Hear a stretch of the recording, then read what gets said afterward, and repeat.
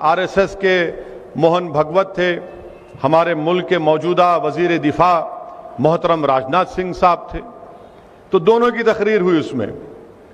अब तकरीर तो हो गई रात में, सुबह सुबह हस्बे आदत हस्बे रिवायत मीडिया सुबह 8:30 बजे हमारे घर को आ गई, क्योंकि उनको मालूम था कि मैं गुलबर्गे को आने वाला हूं, और आकर मुझसे कहा कि ये बातें कहीं, इस पर आप तबसरा करिए। तो सबसे पहली बात, इलियास सेठ साहब की शिकायत दूर कर दे रहा हूं, और कांग्रेस वालों को भी शायद सुन के थोड़ा अच्छा दिखेगा। तो वजीर दिफा ने यह कहा कि सावरकर ने जो अंग्रेजों को माफीनामे के खत लिखे थे वो महात्मा गांधी के बोलने पे लिखे थे। आप उलेमाए कराम यहां पर मौजूद हैं, अल्लामा फजल खैराबादी रहमतुल्लाह अलैह हो या मौलाना हुसैन अहमद मदनी रहमतुल्लाह अलैह हो, ये माल्टा की जेल में थे, वो अंडमान की जेल में थे। कोई भी एक खत इनका नहीं बता सकता कि उन्होंने अंग्रेजों से माफी की भीख मांगी। कोई नहीं बता सकता, कोई नहीं बता सकता। अब ये जो मोहतरम है सावरकर, ये जेल में गए 1911 को। कब गए जेल में? जुलाई 4, 1911 को गए। ये जरूरी है बोलना, क्योंकि रिकॉर्ड हो गया तो दिखाते टीवी वाले, इन्हें एक और भड़काऊ भाषण गुलबर्गे में दे गए बोल के। तो जुलाई 4, 1911 को उन्होंने जेल में डाले सावरकर को। अब राजनाथ सिंह ये बोल रहे कि महात्मा गांधी खुद उनको ये बोले कि आप अंग्रेजों को एक खत लिखो, मर्सी पिटीशन लिखो, माफीनामा लिखो। मैं राजनाथ सिंह साहब से पूछना चाह रहा हूं कि आपको ये झूठ बोलने के लिए किसने मजबूर किया? 4 जुलाई 1911 को जब सावरकर को अंग्रेज गिरफ्तार करके काला पानी अंडमान में रखे, गांधी भारत में नहीं थे, साउथ अफ्रीका में थे राजनाथ सिंह साहब। वहां से क्या उन्होंने क्या प्लेन में उड़ के आके बोले या क्या, कैसा है?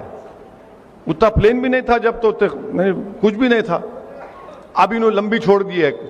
अब ये समझे कि हम लोग हमारे कान में फूल है, हम नहीं देखेंगे, नहीं मालूम हमारे को मालूम, हम भी थोड़ा थोड़ा पढ़ते हैं, ज्यादा नहीं पढ़ते, थोड़ा थोड़ा पढ़े लिखे हैं। वो हम तेलुगु में बोलते हैं కొంచెం కొంచెం, लिटिल लिटिल। ये पहली झूठ इनकी।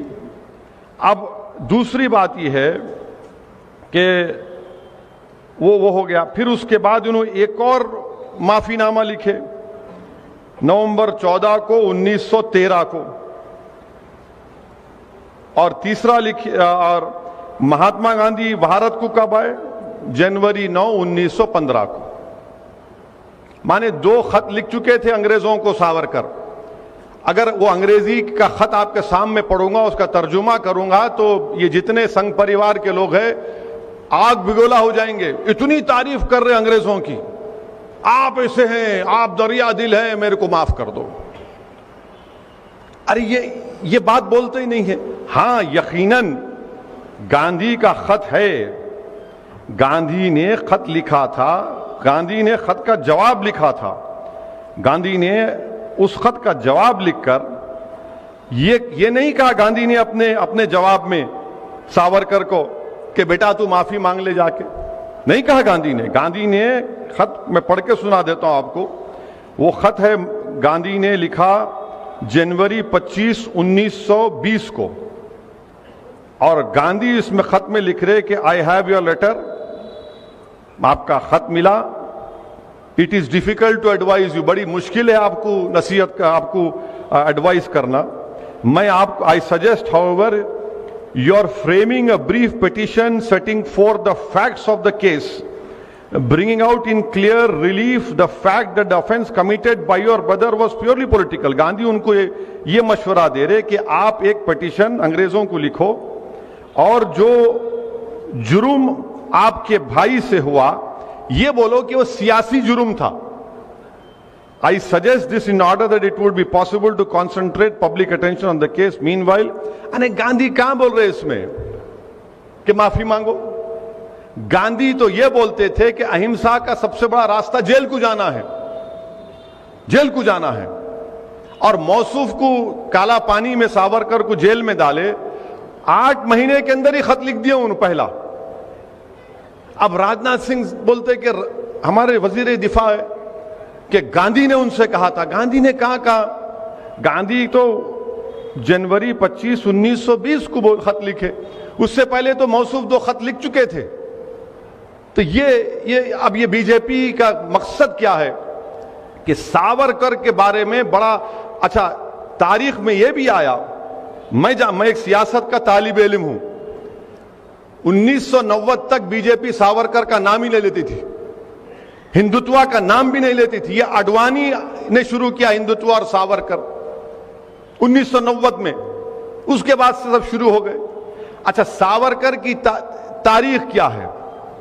सावरकर की तारीख यह है कि सावरकर ने, मैं आपको बता रहा हूं कि सावरकर ने, अब ये हम बीजेपी वालों पे छोड़ देते, आप झूठ है सच है बोलो।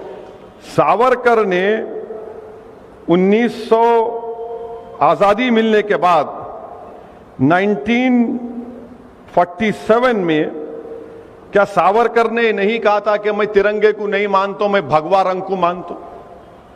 कहा था सावरकर ने यह बात। तीसरी बात, सावरकर ने यह भी कहा था कि हिंदू बादशाहों का यह काम था कि वो मुस्लिम खवातीन की इज्जत लूटते, उनका रेप करते ताकि जंग जीत जाए। चौथी बात, सावरकर ने यह कहा था कि जब नेताजी सुभाष चंद्र बोस अंग्रेजों से गुलामी को खत्म कराने के लिए भारत के लोगों से बोल रहे थे कि आओ मेरी इंडियन नेशनल आर्मी में आओ, तो सावरकर लोगों को बोल रहे थे नहीं तुम अंग्रेजों की फौज में जाओ। छठी बात, सावरकर ये तारीख में है, ये मैं कोई अपने दिल से नहीं, उससे नहीं मना रहा हूं मैं। 1939 में कांग्रेस और तमाम मुजाहिदीन आजादी ने फैसला लिया कि हम तमाम अपने अपने विजारत के ओहदों से इस्तीफा देते, तो सावरकर लिंगिंग तो वायसराय के पास जाके बोले नहीं हम नहीं देते, हम आपके साथ हैं, हम आपके साथ हैं। 19 सब अच्छा, ये बार बार बोलते मुसलमानों को 2 नेशन थ्योरी। अरे 2 नेशन थ्योरी की सबसे पहले बात करने वाला 1937 में सावरकर थे। सावरकर ने कहा कि हिंदू नेशन है और मुसलमान एक कम्युनिटी है। आप बोले, हम नहीं बोले। ना हमको सावरकर से मतलब है, ना जिना से मतलब था, हमारे को ना रहेगा कभी। और आपको मालूम कि हिंदू महासभा और मुस्लिम लीग मिलकर इख्तिदार में थे उस जमाने में, माने दोनों हिंदू महासभा और मुस्लिम लीग मिलकर इख्तिदार में थे। और आखिरी बात, सावरकर महात्मा गांधी के कत्ल में मुलव्विस थे। कौन बोले बात? ये महात्मा गांधी के जो कत्ल का मुकदमा चला उसमें सावरकर एक्यूज थे। कोर्ट ने उनको कहा कि इनका जो पीए था सावरकर का, बाजे नाम था, वो जो एविडेंस दिया उसको कानून में क्या है कि कोरॉबोरेट करना, मैंने सिर्फ मेरे बोलने पे नहीं बल्कि इलियास सेठ भी बोलना, वो नहीं कर सका।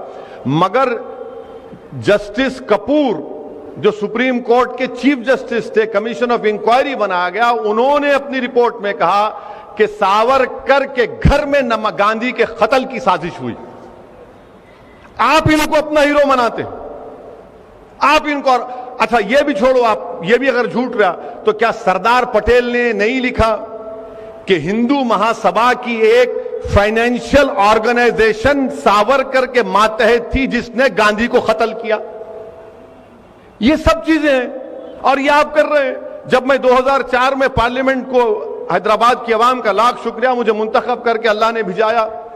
2004 में पार्लियामेंट के सेंट्रल हॉल में मैं गया तो जैसा वैसा बैठे हुए सेंट्रल हॉल, यहां पर गांधी की फोटो है और उसके राइट ऑपोजिट सावरकर की फोटो है।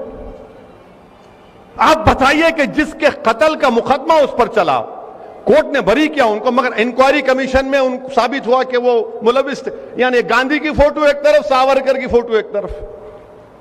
तो ये क्या हो रहा है हमारे मुल्क में? फिर खुद वजीर दिफा इस तरह की अगर बात करेंगे, और फिर मोहन भगवत आरएसएस के सरसंघचालक बोल रहे नहीं सावरकर उर्दू बड़ी अच्छी बोलते थे, गजल लिखते थे, उन्हें मुस्लिम दोस्त थे। कहते गजल लिखे तो मुस्लिम दोस्त हो जाते। आज मीडिया वाले में से पूछे, मिला तुम्हारे इनको तारीख नहीं मालूम। महात्मा गांधी के कत्ल का जो एफआईआर था, वो एफआईआर भी उर्दू में लिखा गया था। एफआईआर भी उर्दू में लिखा गया था कि मुल्जिम 1, मुल्जिम 2, दफा 302। सावरकर ने उर्दू से नफरत का इजहार किया था, वो भी रिटर्न है।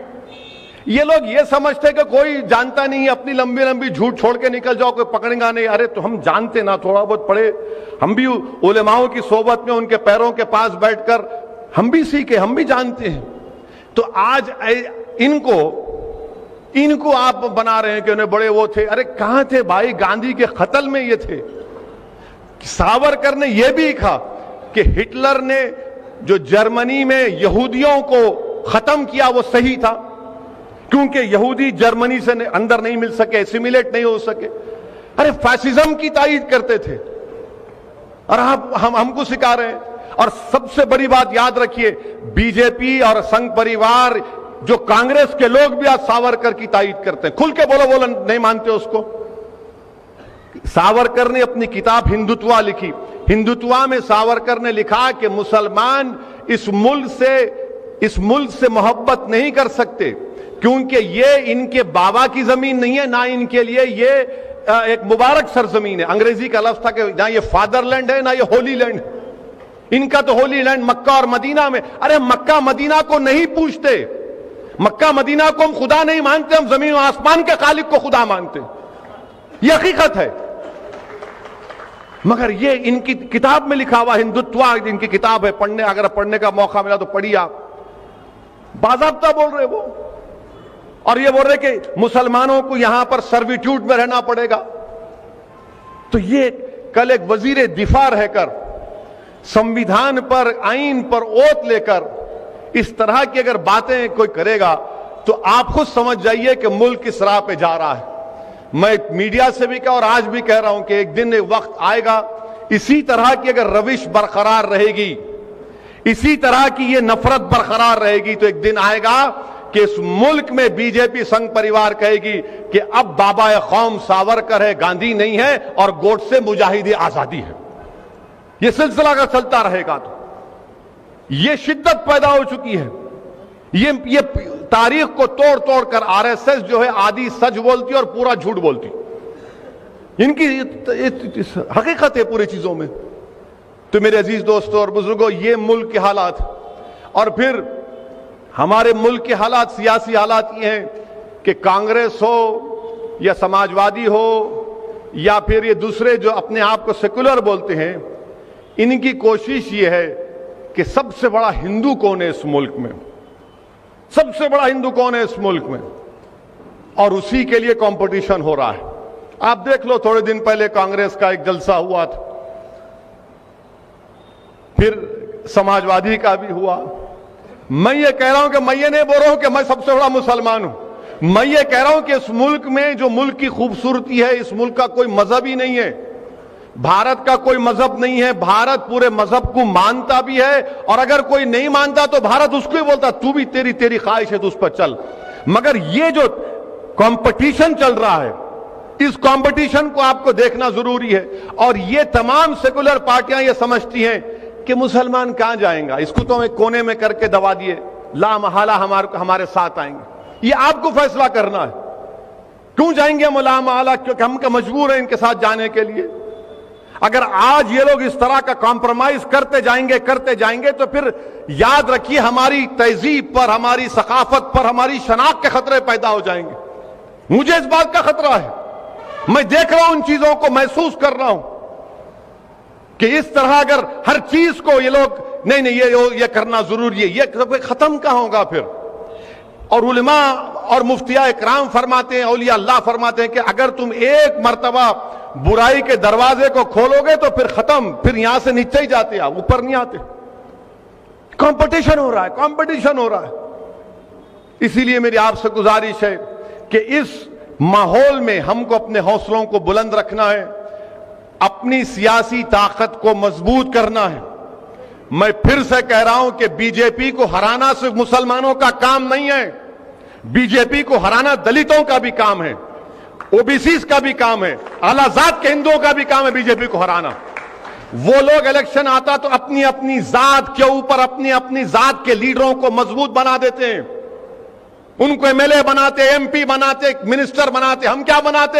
हम खाली बैंड बाजे की पार्टी है। जब शादी की बारात निकलती दूल्हे के घर से तो बैंड बाजा अगर कोई रखता है, नहीं रखना चाहिए, रखते हैं तो आप देखो ये शादी खाने के बाहर बैंड बाजा रोक देते, अंदर मत आ, चल भाग। ये हाल हमारा होके रहेगा, ये हाल हमारा होके रहेगा। हमारा काम साली वोट डालो, वोट डालो। नहीं नहीं नहीं, गुलबर्गा का बल्दिया इलेक्शन है, जिंदगी मौत का फैसला होने वाला है। अरे कितनी इलेक्शन में जिंदगी मौत का फैसला नहीं हुआ और फिर हम रोज मरते, उसके बाद कोई पूछने वाला नहीं है। अभी हमारे भाई बता रहे थे कि कांग्रेस के 2 लीडर्स, क्या नाम है उनका?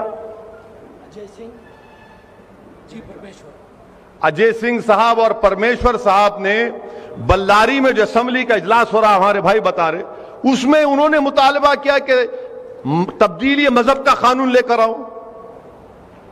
तब्दीली मजहब का कानून आप बोल रहे लेके आओ।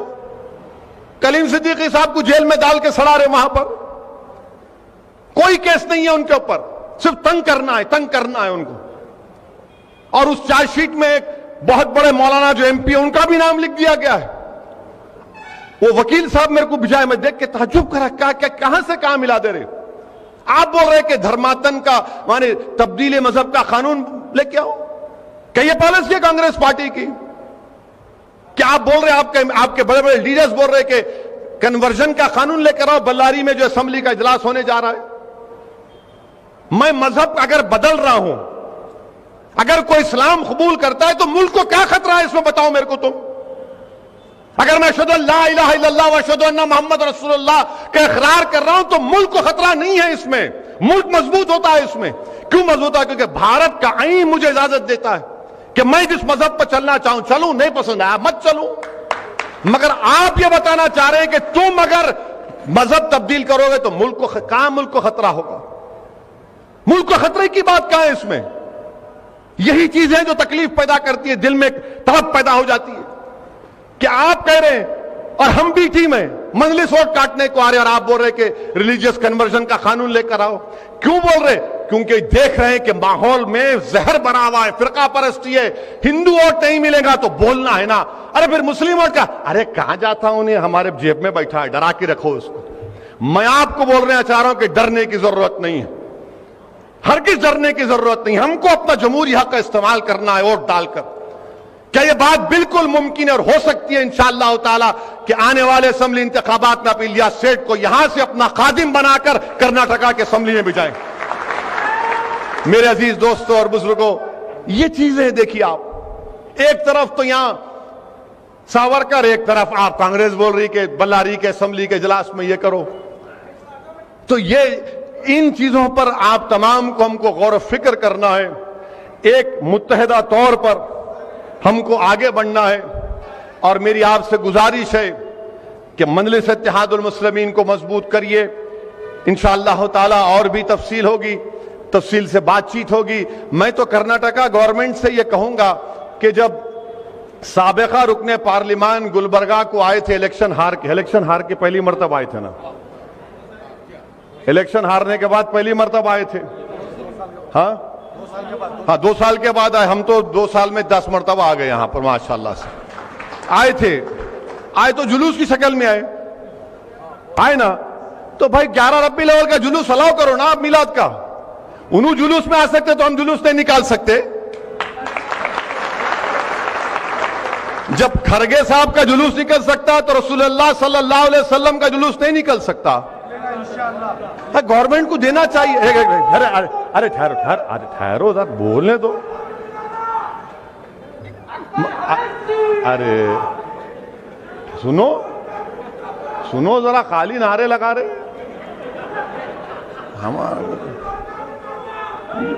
जब जुलूस निकल सकता है खरगे साहब का तो रब्बी लेवल का भी जुलूस अलाउ करो आप। उनको भी कोविड के गाइडलाइंस है, हमारे को भी दो, हम भी निकालते। अब इसके बाद बोलेंगे देखो नु आके भड़काओ बात करके चले गए। भड़काओ बात किया क्या बोलो आप? उनका जुलूस निकला नहीं निकला? खरगे साहब का निकला ना। हाँ ये भी दो आप, ये भी दो ना भाई। ये तो सारी कायनात को आजादी मिली उस दिन, शैतान भागा कूद के। आप नहीं देंगे। तो ये चीजें, ये जब सच्चाई को बयान किया जाता है तो इनको तकलीफ हो जाती है। आए कहीं क्यों यहां पे? अच्छा, मैं जहां कहीं भी भारत के कोने में जाता हूं, यहां क्यों आए इनू? अरे ऐसा बोलते जैसा कि मैं किसी के दूर का दामाद हूं, यहां क्यों आए? वहां जाना था। अरे उत्तर प्रदेश के कोने में नहीं, यहां क्यों आए इनू? आप झारखंड गए, यहां क्यों आए इनू? बिहार गए, यहां क्यों आए इनू? अरे भाई साहब, पूरा मुल्क हमारे बाप का है, कहीं भी जा सकते हम। अब नहीं, इसका भी जवाब इसलिए है क्योंकि सावरकर बोले फादरलैंड नहीं है। फादरलैंड है सावरकर हमारा। ये कैसा है? हमारे अब्बा, पूरे कायनात के अब्बा, आपके अब्बा के अब्बा के अब्बा के अब्बा हजरत आदम अलैहिस्सलाम दुनिया में आए तो पहला कदम यहां रखे। अब्बा की जमीन पे बेटे का हक नहीं है तो किसका हक होगा फिर? फादरलैंड नहीं है। अरे कहां भी है, यहां क्यों आते हैं? वहां बैठो ना, ओल्ड सिटी में हैदराबाद के। अरे भाई, वहां बैठने बेचैनी होती, बैठा तो मेरे को एक जगह नहीं बैठ सकता, मेरे को तकलीफ होती है। मेरे को जब देखता हूं, सुनता हूं, तो कोशिश करना मेरा काम है। ये हमारे तमाम साथियां हैं। क्या कौन सी दौलत है बताइए जो मैं इलियास सेठ से ले रहा हूं या मैं उनको दे रहा हूं? अल्लाह जानता है क्या है। सिर्फ एक तड़प है, एक जज्बा है कि नहीं, हमारी आवाज होना, गरीब मजलूम अवाम की, मुसलमानों की एक आवाज होना, एक ताकत दिखना, हमारे वोट की वैल्यू होना, हमारे मसाइल हल होना। यही तकलीफ है, जो सब चीज है जो नौजवान समझ चुका है। तड़प है नौजवानों में। तो मेरी आपसे गुजारिश है कि आप जितना हो सके मजलिस की मदद करिए, खास तौर से अपनी दुआओं से। रात के अंधेरे में जब आप उठेंगे तो एक लफ्ज इस जमात की कामयाबी के लिए अल्लाह की बारगाह में अर्ज करिए। यकीनन अहले दिल की जबान से निकले हुए कलमात अल्लाह की बारगाह में कबूलियत का बाइस बन सकते हैं। वाखिर दावाना अल्हम्दुलिल्लाहि रब्बिल आलमीन।